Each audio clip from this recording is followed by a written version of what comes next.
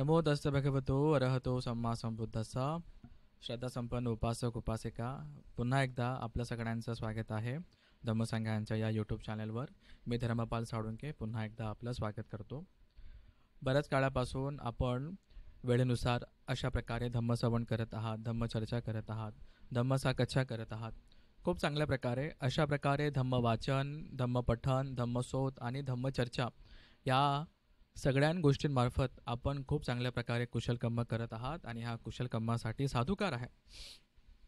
श्रद्धासंपन्न उपासक उपासिका, आपण गेल्या बऱ्याच काळापासून धम्मपद अठ्ठकथा, जातक अठ्ठकथा, त्याचबरोबर इतर सुत्तांचा सुद्धा चांगल्या प्रकारे अभ्यास करण्याचा प्रयत्न करत आहोत. आज आपण या ठिकाणी धम्मपद अठ्ठकथा घेणार आहोत. एक खूप छोटी अशी ही अठ्ठकथा आहे, पण बरंच काही सांगणारी किंवा मोटिवेट करणारी आहे. आणि त्याचबरोबर एक होमवर्क म्हणा किंवा एक मोटिवेशन म्हणा किंवा डोळे उघडणं म्हणा, हे आपण ह्या धम्मपद अठ्ठकथेच्या शेवटी बघूया. जर आपल्याला हा व्हिडिओ आवडत असेल, अशा प्रकारचं धम्मदेसना किंवा ज्या प्रकारे आपण सुत्तांचा अठ्ठकथांचा अभ्यास करत आहोत, हे जर आवडत असेल, काही लाभ होत असेल, तर नक्कीच इतरांना शेअर करा. आपल्या ह्या चॅनलला सुद्धा सबस्क्राईब करा. त्याचबरोबर 21 जूनपासून आपण पाली व्याकरणाचा एक नवीन बॅच सुरू करत आहोत. 21 तारखेला पहिले लेक्चर आहे, संध्याकाळी 7 वाजल्यापासून दर शनिवारी लेक्चर होईल. 5 महिन्यांपर्यंत हा कोर्स चालेल. हा एक सर्टिफिकेट कोर्स आहे. त्याचप्रकारे पाली व्याकरण शिकायला आपण सुरू करूया आणि 5-6 महिने संपत असताना खूप चांगल्या प्रकारे व्याकरण जमायला लागेल आणि थोडंफार बुद्धवचन समजायची किंवा त्याला अनुवाद करायची एक नवीन प्रवास सुरू होऊन जाईल. अभ्यास तर पुढे भरपूर आहे. 5 महिन्यामध्ये कोणी एक्सपर्ट नाही होत, पण बुद्धवचन समजण्यासाठी, पाली भाषा समजण्यासाठी खूप मदत होईल आणि एक चांगली सुरुवात होईल. ज्यांना शक्य आहे त्यांनी ह्या कोर्समध्ये ॲडमिशन घ्यावा. ज्यांना विद्यापीठामध्ये जाऊन शक्य आहे, आपल्या शहरामध्ये जर कुठल्या शहरामध्ये कुठल्या विद्यापीठामध्ये कॉलेजमध्ये पाली शिकवत असाल तर नक्की जा. सर्टिफिकेट कोर्स असेल, डिप्लोमा असेल, BA असेल, MA असेल, जाऊन नक्की शिका. याने पालीची डिमांड वाढेल आणि हळूहळू पुढच्या 5-10 वर्षांमध्ये एक चित्रसुद्धा बदलेल की लोक पाली शिकतायत. आणि सगळ्याच घरांमध्ये जेव्हा पालीचे विद्यार्थी असतील किंवा पालीचे अभ्यासक असतील, तर खूप चांगल्या प्रकारे लोकांना धम्म समजायला मदत होईल. आणि ज्यांना शक्य नाही आहे किंवा आपल्या शहरांमध्ये पाली शिकवत नाही आहे, तर अशा प्रकारे तुम्ही ऑनलाईन पद्धतीने जॉईन करू शकतात. कुठेही जाऊन पाली शिका, विहारांमध्ये किंवा अशा प्रकारे कुठल्या ऑनलाईन प्लॅटफॉर्ममध्ये जाऊन नक्की पाली शिका. मित्रांनो, हे पाली वचन किंवा बुद्ध वचन वाचवण्यासाठी आपण सगळ्यांनी उचललेलं एक प्रयत्न आहे, एक मेहनत आहे. याला आपण असं घेतलं पाहिजे. ज्यांना माझ्या कोर्समध्ये शिकण्याची इच्छा असेल, आपण इथे या ठिकाणी जॉईन करावं. माझी शिकवण्याची पद्धत आवडत असेल तर नक्कीच जॉईन करावं आणि इतरांना सुद्धा सांगावं. आता या ठिकाणी आपण पुण्यदासी वथू बघत आहोत. कोध वर्गातली ही स्टोरी आहे. खूप छान कथा आहे. सदा जागरमान अशी एक धम्मपदाची गाथा आहे. आणि ही गाथा इमंग धम्म देसनं सत्था गिज्ज कुटे विहरंत पुण्य नाम राजगह सेठिनो दासिंग आरभ कथेसे. जर कुणाला गिज्जकूट कुठे आहे हे माहिती असेल तर नक्कीच कमेंट बॉक्समध्ये सांगा. ह्याच पहिल्या लाईनीमध्ये त्याचं उत्तरसुद्धा दिलं आहे की गिज्जकूट कुठे आहे. कोणी बघितलं असेल तर नक्की याचं वर्णन करा. ठीक आहे. आणि गिज्जकूटाचा संदर्भ आला म्हणून सांगतो, नोव्हेंबर महिन्यामध्ये धम्मयात्रा जात आहेत. फक्त ज्या लोकांनी सर्टिफिकेट कोर्समध्ये ॲडमिशन घेतलेलं आहे अशा लोकांसाठी भली मोठी ही धम्मयात्रा असेल, 15-1 दिवसांची. बरेच स्थळं याच्यामध्ये आहे. ज्यांना शक्य आहे ते नक्कीच मला संपर्क करू शकतात. आता तस्या कीर एकं दिवसं कोठ न थाय बहुविहंग अदंसू. आता पुण्या नावाची ही जी दासी आहे, हिला एका दिवशी ना खूप भलं मोठं काम दिलं, धान कोठायचं. ठीक आहे, धान कुटायचं. ठीक आहे.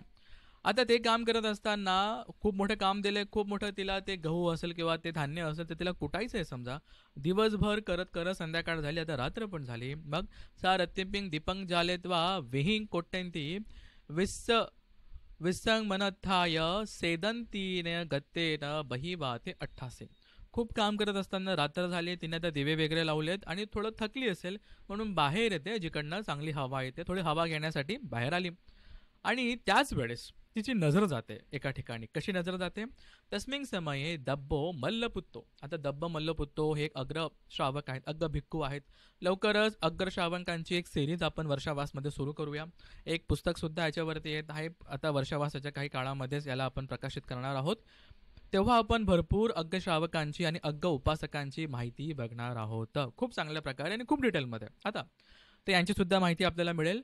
आता हे या ठिकाणी दब्ब मलपुत्र जे भिक्खू आहे हे काय आहे, हे सेनासन पय्या पको, की इतर भिक्षूंची सेनासन किंवा झोपण्याची बसण्याची जागा असते त्याचे व्यवस्थापक आहे अशा प्रकारे. मग आता जे म्हणते लोक समजा सो धम्मसवनं सुत्वा अत्तनो अत्तनो सेनासनं गच्छन्तानं भिक्खूनं अंगुलिं जालेत्वा पुरतो पुरतो मग्ग देसनथाय गच्छन्तो भिक्खूनं आलोकं निमिन्ने. काय झालं, आता जे भंते लोक धम्मश्रवण ऐकून आपल्या आपल्या झोपण्याच्या ठिकाणी जात होते तेव्हा भंते दब्बो मल्लपुत्तो त्यांना त्यांचा रस्ता दाखवत होते हातामध्ये मशाल घेऊन. आता पुन्हा दासे दुरून बघतेत की बाबा त्या वाट्यामध्ये कोणीतरी हातामध्ये मशाल घेऊन आहेत आणि तिथे भिक्षू लोक आहेत. आता ही असा विचार करते कसं, अहं ताव अत्तनो दुःखेन उपदुत्ता इमा इमायपी वेलाय, की मी तर माझ्या दुःखामुळे म्हणजे मी तर दासी आहे आणि माझ्या ह्या दासी धर्मामुळे मला आता सुद्धा इमायपी वेलाय ह्या रात्री सुद्धा निद्दंग न उपेमी म्हणून मला झोप येत नाही, कारण की मला भलं मोठं काम करायचं आहे, माझ्या वाट्याला बरं मोठं काम आलेलं आहे माझ्या दुःखामुळे, कारण की मी दासी आहे असं विचार करते. पण भंते जे आहेत बदंता किंग कारणा न निद्दायंती ती चिंतेतवा, पण भिक्षू लोक अजून झोपले का नाहीये इतक्या रात्री. ठीक आहे, मग पुढे विचार करते अद्धा कस्यची भिक्खून अफासुकं वा भविष्यति दीघ जातिकेन वा उपद्रव भविष्यति. मग हे आता रात्री झोपलेले नाहीये तर कदाचित यांच्यापैकी कुठल्या तरी भिक्षूला आहे ना अफासुकं काहीतरी रोग झाला असेल, काहीतरी अनकम्फर्टेबल काहीतरी असेल किंवा काही त्रास झाला असेल, दीघ जातिकेन वा उपद्रव भविष्यति म्हणून ते इतक्या रात्रीपर्यंत जगतात किंवा त्यांना काहीतरी त्रास झालाय, कुठल्या तरी दुःखामध्ये आहे, कुठल्या तरी रोगामध्ये आहे असं असू शकतं असा विचार करून मग सकाळी काय करते, आता ते वर्णन दिलंय की सकाळी उठल्यानंतर जो काही भिजवलेला तांदूळ असतो त्या तांदळाला एकत्र करून त्याचं कसं तरी एक जाळं मोठं असं एक चपाती तयार करून त्याला शेकून आपल्या कमरेमध्ये बांधते आणि नंतर मी याला कधीतरी खाईल असा विचार करते. ठीक आहे, आणि तेव्हाच सत्थापि गामंग पिंडाय पविसुंतुंग तमेव मग्गंग पटिपज्जी, आणि एका मार्गाला जात असताना त्याच मार्गाला भगवंत आता पिंडपातासाठी निघालेलं आहे आणि पुण्याने जवळच ती काही चपाती वगैरे बनवलेली असेल भाताची, ओके, तांदळाची, ती जवळच अशी ठेवलेली समजा. मग आता सा सत्थारंग दिसवा चिंतेसी, आता ते भगवंतांना बघून विचार करते. काय विचार करते, अय्येसु दिवसेसु सत्थारी दिठ्ठेपी मम देय धम्मो न होती देय धम्मे सती सत्थारंग न पसामी इदानी मे देय धम्मो च अति सत्था च सम्मुखी भूतो, की जेव्हा भगवंत जेव्हा दिसतात तेव्हा भगवंतांना देण्यासाठी काही नसायचं, जेव्हा भगवंतांना देण्यासाठी काहीतरी असायचं कधी तेव्हा तेव्हा भगवंतच दिसायचे नाही. पण आज मला बुद्ध सुद्धा दिसतायत आणि आज माझ्याकडे देण्यासाठी सुद्धा काहीतरी आहे असं ती पुन्हा आता विचार करते. मग काय विचार करते पुढे, आता विचार असा करते, सचे लखुंग वा पणितंग वा ती अचिंतित्वा गण्यय ददे या अहंग इमंग पुवंग, की मी जे काय आता बनवलंय ना जर भगवंत हे खराब आहे किंवा श्रेष्ठ आहे असा विचार न करता जर ग्रहण करतील ना मी त्यांना ते दान देईल असं. मग ती घटंग एक मंतंग जो घडा असेल त्याला साईडला ठेवला, निक्कपित्वा सत्थारंग वंदित्वा, बुद्धांना आता वंदन करून बुद्धांना म्हणते भन्ते इमंग खलु दानं पटी गणनंता मम संगहं करोत हाती, की भन्ते तुम्ही हे स्वीकार करून तुम्ही मला पुण्य कमवण्याची एक संधी द्या. सत्था आनंद थेरंग आलोकेत्वा तेन निहरित्वा दिन्नंग महाराज दत्तयंग पत्तंग उपनामेत्वा पुवंग घडणे. मग भगवंतांनी काय केलं, आनंद भंतेंना इशारा केला.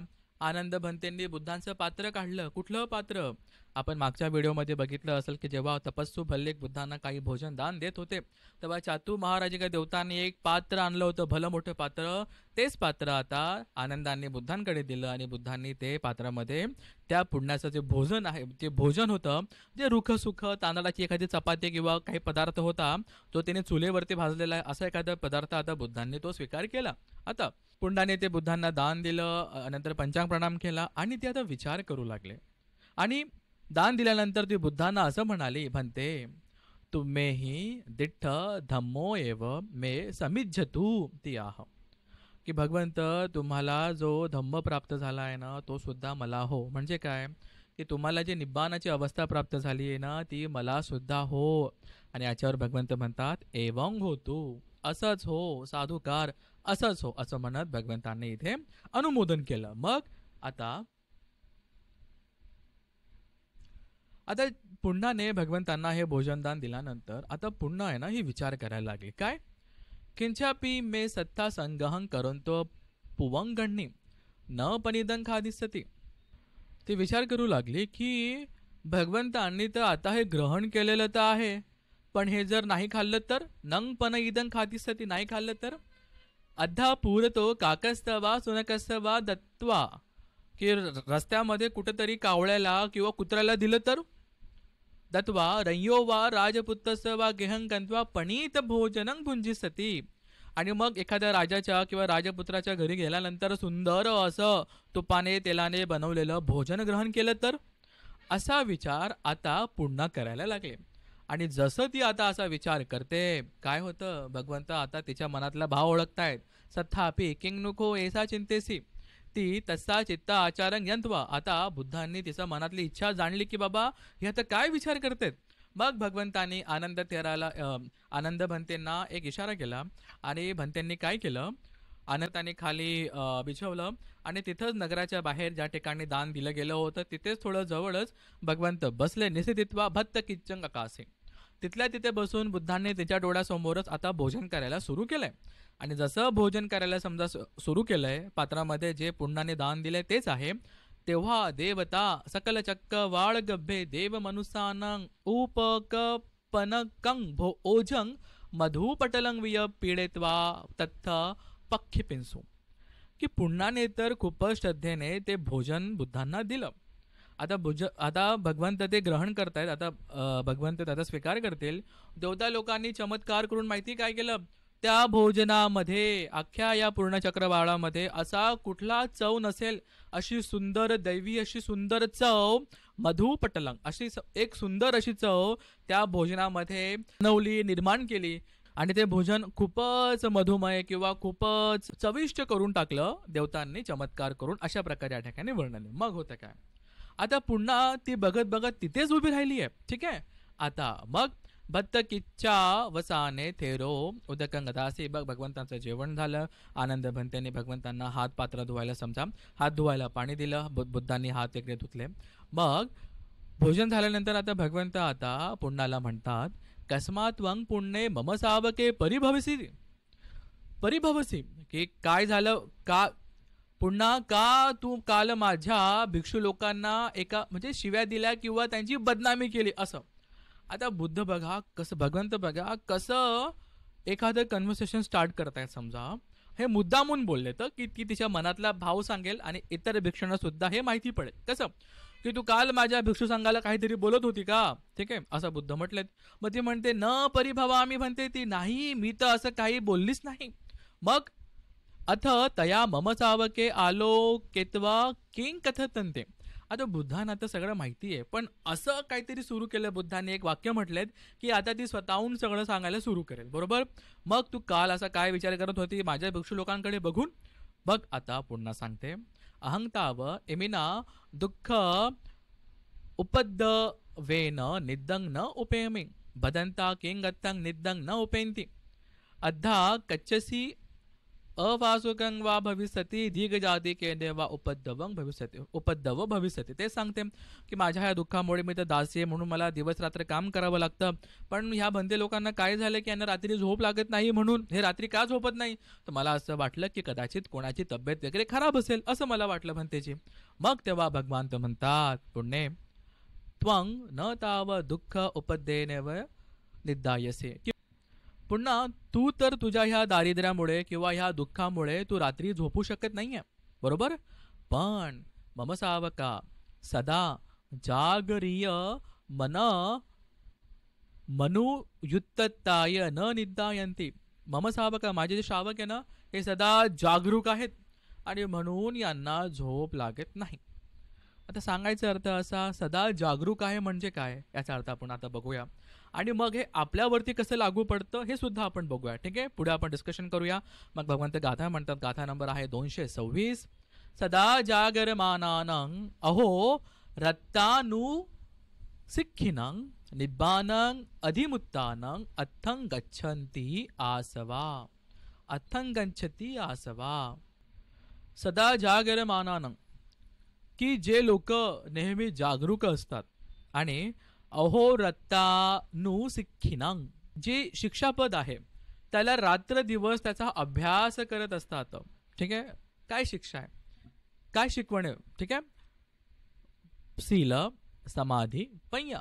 बरोबर, बुद्धांची शिकवण सील बेस आहे, मग समाधी आणि वरती पय्या. ठीक आहे, सील समाधी पय्या ज्याचं अहोरात्र अहोरात्र त्याची शिक्षा करतात किंवा त्याचा अभ्यास करतात जे लोक जागरूक राहून, तेच लोक निब्बानं अधिमुत्तानं, तेच निब्बानाला अधिमुत्तानं, ते निब्बानासाठी प्रयत्न करतात, खूप प्रयत्न करतात, नंतर त्याला प्राप्त सुद्धा करतात.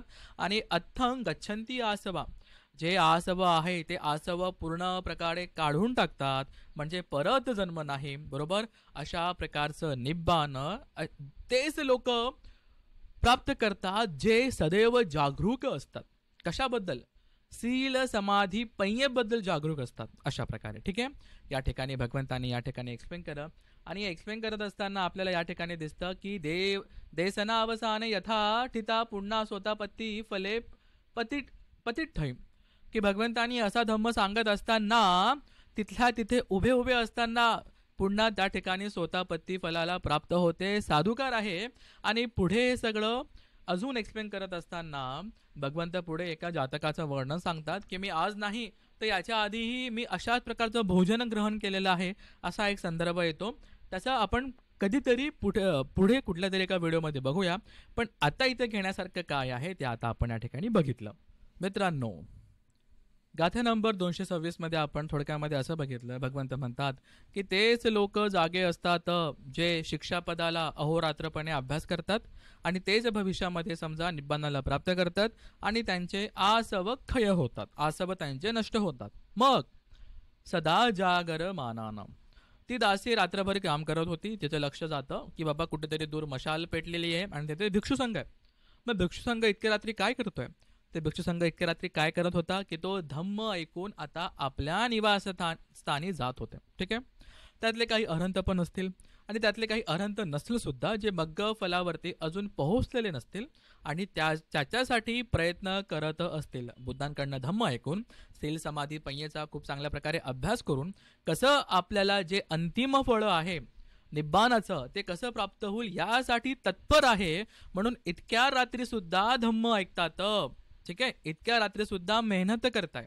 ठीक आहे, मग आता मित्रांनो आपल्याला घेण्यासारखं काय? भगवंत म्हणतात सदा जागर मानानं, सदा जागर मानानं. असं नाही की आता वर्षावास आला आणि आता लोक जागरूक झाले मग आता विहारात जाणं सुरू करतील, मग आमचा उपसत आहे, आमचा वर्षावास आहे असं सांगायला सुरू करतील. नाही, असं नाही. मग तर ते 3-4 महिन्याचं काहीतरी एक उदो करण्यासारखी गोष्ट आली. सदा जागरूक कोण असेल की जो 12ही महिने खूपच शिलेने खूपच श्रद्धेने उपसत करत आहे. उपसत कर्मकांड म्हणून करत नाहीये. उपसत का केला जातोय, उपसत करण्याचे फायदे काय, उपसत मी का करते का करतोय, ह्या प्रश्नांचे उत्तर माहिती असतील तरच उपसताचा फायदा आहे. त्यात मग आज अष्टमी आहे, आज अमावस्या आहे, आज पौर्णिमा आहे, मग आज तो उपसत केला पाहिजे, मग हे तर कर्मकांड होऊन जाईल. ठीक आहे, ह्या दिवशी असं केलं पाहिजे, या मंगळवारी या शुक्रवारी जे आधी पूर्वी लोक करत असतील. ठीक आहे, मग तसंच करायला लागतंय ना. अष्टमी आली असं केलं पाहिजे, अमावस्या आली असं केलं पाहिजे, पौर्णिमा आली असं केलं पाहिजे. पण का करतायत? ठीक आहे, आधीच्या व्हिडिओमध्ये हे खूप चांगल्या प्रकारे सांगितलेलं आहे की का करतायत आपण. इंद्रिय संवर करतोय आपण, इंद्रियांना कंट्रोल करतोय. का? कारण की पुढे समाधीचा अभ्यास करायचा आहे, पय्येचा अभ्यास करायचा आहे, म्हणून तर आपण अशा प्रकारे अष्टशील घेतो किंवा उपसत घेतो. हे तर झालं आपल्यासाठी. का? सदा जागर मानानं, अहोरात्र दिवस रात्र अशा प्रकारे जागरूक राहायचे. कशाबद्दल? सील समाधी पय्या. ठीक आहे, पय्या विपश्यना होत नसेल, आनापान होत नसेल, सीलावरती कायम राहूया. सीलावरती सील स्ट्रॉंग झालं तर नंतर समाधीचा अभ्यास म्हणजे जे काही इतर ध्यान साधना आहेत, जसं काही आनापान आहे, नंतर काही अनुसती आहे त्या प्रकारे वेगळे वेगळे वेगळे आणि मग नंतर विपश्यना. ठीक आहे, हाच मुळात धम्म आहे. इथे जो सिक्खिनंग जे शिक्षा, जे बुद्धांचे शिक्षा आहे या ठिकाणी आपण बघितलं मित्रांनो. आणि सदा जागर मानानं परिश्रम करतायत, कंटिन्युअस मेहनत करतायत. ठीक आहे, आणि अशा लोकांना निब्बाण प्राप्त होतं. 2 मिनिटं घेईल फक्त. मग आपण काय करतोय? जर तुम्हाला मला बाबासाहेबांनी इतका छान धम्म दिलेला आहे, त्या 22 प्रतिज्ञेमध्ये बाबासाहेब आपल्याला पंचशील आपल्याकडनं बोलवून घेतात. बरोबर, त्याचप्रकारे त्या ठिकाणी आपण 10 पारमितांचा अभ्यास केला पाहिजे असं बाबासाहेब म्हणतात. अरियो अठ्ठंगिको मग्गाचं पालन केलं पाहिजे असं म्हणतात. बरोबर, सील समाधी पय्या सांगतात. बरोबर, नंतर अशा प्रकारे बाबासाहेब आपल्याकडनं 22 प्रतिज्ञेमधनं सगळं काही बोलून घेतात. मग आपण ते करतोय का? सील समाधीचा अभ्यास करतोय का? हा पहिला प्रश्न. मग दशपारमितांचं पालन करतोय का? हा दुसरा प्रश्न. ठीक आहे, अशा प्रकारे मित्र. मग अरियो अठ्ठंगिको मग्गो जो सरळ तुम्हाला निब्बाणाला घेऊन जाणारा आहे असा मार्ग आहे. ठीक आहे, असं बाबासाहेब सांगताय. मग आपण या पहिल्या 2 शब्दांमध्ये बसतो का? सदा जागर मानानं, की आम्ही जागरूक आहोत का? ठीक आहे, काय करतो आणि का करतोय असे प्रश्न आपले सुटलेत का? बरोबर, धम्म ऐकत असताना, धम्मचर्चा करत असताना खूप मजा येते, खूप छान छान वाटतं, पण ते कृतीमध्ये उतरतंय का यासाठी आपल्याला मेहनत केली पाहिजे. आता आमचं अभिधम्माचं लेक्चर झालं रविवारी. मग इतर होमवर्क माझ्या विद्यार्थ्यांना, समजा ज्या लोकांनी ॲडमिशन घेतले त्यांना असं दिला की धम्म तर आपण नेहमी ऐकतो, खूप छान वाटतो, खूप छान चर्चा करायला आवडते, वेगळे वेगळे बनते लोकांचे प्रवचन ऐकायला आवडतात, पण प्रॅक्टिकल काय? मग समजा मी त्यांना असा होमवर्क दिला की पुढच्या 6 महिन्यांमध्ये, जून महिना समजा आता लवकर संपून जाईल, उरले 6 महिने हे वर्ष संपायला, तर जर तुम्हाला निब्बाणाला जायचं असेल आणि तुम्हाला निब्बाण पाहिजे असेल, जर निब्बाण तुमचं हे अल्टिमेट गोल आहे, अंतिम ध्येय आहे, तर तुम्ही त्याच्यासाठी काय प्रयत्न करणार आहे? ठीक आहे, काय प्रयत्न करणार आहे तुम्ही पुढच्या 6 महिन्यांमध्ये? असं नाही मग मी विपश्यना असं असं करणार आहे, मग असं भले मोठं उत्तर नाही. प्रॅक्टिकल की हो, पुढच्या 6 महिन्यांमध्ये मी असं असं असं असं करणार आहे, या गोष्टींमध्ये माझी थोडी कमतरता आहे, माझा मी शील स्ट्रॉंग करणार आहे, आनापान स्ट्रॉंग करणार आहे, मग पुढे विपश्यना करणार आहे, कसं मी माझी श्रद्धा वाढवेल, कसं माझं मी स्थिल समाधी पय्या अजून पुष्ट करत जाईल. अशा प्रकारे पुढच्या 6 महिन्यांमध्ये आपण काय करणार आहोत की ते तुम्हाला निब्बाणाच्या अजून एक पाऊल पुढे घेऊन जाईल. अशा प्रकारचा होमवर्क मी अभिधम्मत्त संघच्या क्लासमध्ये दिला. ठीक आहे, बरेच लोकांची उत्तरं येत आहेत. जर तुम्हाला पण हा होमवर्क पाहिजे असेल किंवा प्रयत्न करायचा असेल तर नक्की कमेंट बॉक्समध्ये सांगा. बरोबर, किती प्रॅक्टिकल असलं पाहिजे ना, का फक्त धम्म आपण ऐकतच राहायचा, की धम्म वा वा खूप छान आहे खूप छान आहे अशा प्रकारे. ठीक आहे, स्वतःला एक मोटिवेशन दिलं पाहिजे. आणि जर ज्याला निब्बाणाची घाई आहे ते लोक दिवस रात्र जागे असतात. मग आता ज्यांना निब्बाणाची घाई असेल ते अशा प्रकारे नक्कीच प्रयत्न करतील. मित्रांनो, धम्म ही बोलण्याची गोष्ट नाही आहे, वार्तालाप करण्याची गोष्ट नाही आहे, फक्त धम्म ही चर्चेचा विषय नाही आहे, तर हा खरंच कृतीमध्ये उतरण्याची गरज आहे. एक कल्याण मित्र म्हणून या ठिकाणी 2 मिनिटं घेतले आणि थोडंफार की अजून चांगल्या प्रकारे आपण याला प्रॅक्टिकली कसं करू शकतो यासाठी थोडंफार मोटिवेशन देण्याची मला या ठिकाणी गरज वाटली. मित्रांनो, तुम्हाला हे आवडलं असेल नक्की साधुकार द्या. अशा प्रकारे आपण या ठिकाणी ही धम्मपद अट्टकथा बघितली. तुम्हाला ही धम्मपद अट्टकथा कशी वाटली आणि त्याच प्रकारे शेवटी मी सांगितलं, जे एक्सप्लेन केलं ते कसं वाटलं ते सुद्धा आपण कमेंट बॉक्समध्ये सांगावं. ही धम्म देशना देत असताना जर काही अर्थ मागे पुढे होत असेल तर बुद्ध धम्म संघ मला क्षमा करो. हेतू शुद्ध आहे, नक्कीच परिणामसुद्धा शुद्धच असतील, कुशलच असतील. या पुण्याच्या प्रतापाने मित्रांनो तुमचं माझं मंगळ हो. ही धम्म देशना देत असताना जे काही पुण्य मी कमवलं आहे ते प्रत्येक धम्म श्रवण करणाऱ्या उपासक उपासिकांसोबत मी शेअर करतोय. तुमचं मंगल हो, तुमचं कल्याण हो, आपलं मंगल हो, आपलं कल्याण हो, आपल्या पारामी पूर्ण हो. दसकुशल कर्म करून लवकरात लवकर आपले पुण्य पारामी पूर्ण हो. 10 पारमितांचा अभ्यास करून आपली पारामी पूर्ण हो. त्याचप्रकारे आपले संकल्प पूर्ण हो. अरियो पुग्गलांचे दर्शन हो, अरहंतांचे दर्शन हो, सम्यक संबुद्धांचं दर्शन हो. तुम्हाला मला निब्बाण सुख लाभो. साधू साधू साधू साधू साधू.